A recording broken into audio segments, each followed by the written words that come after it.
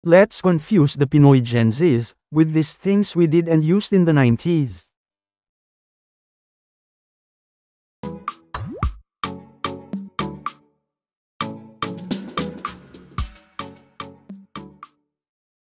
Kung alam mo lahat ng to, certified batang 90s ka talaga. From cassette tapes to Tamagotchi, walang tatalo sa simpleng saya ng 90s era. Share this kung isa ka rin sa mga nakaranas nito, at tag mo yung tropang, alam pa kung paano mag-rewind gamit ang ballpen.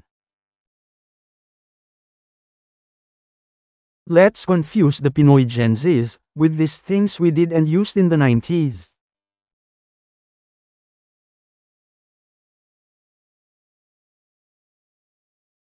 Rewind muna gamit ang ballpen bago isuli ang cassette tape.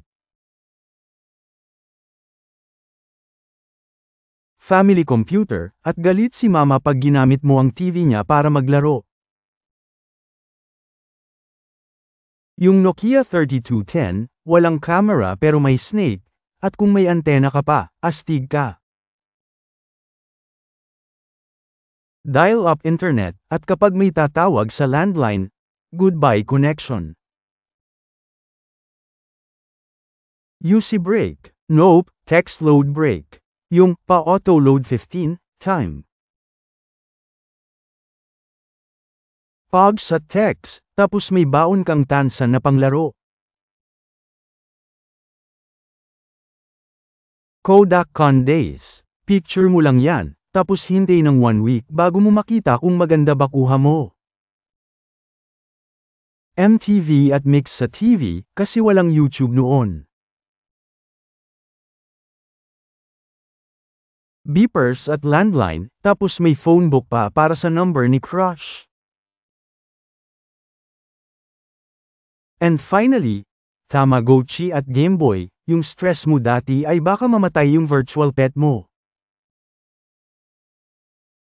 Grabe, kung alam mo lahat to, certified batang 90s ka talaga.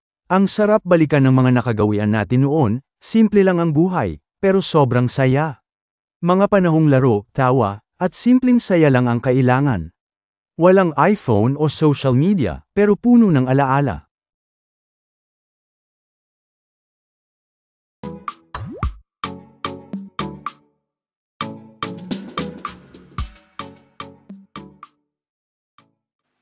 Yeah.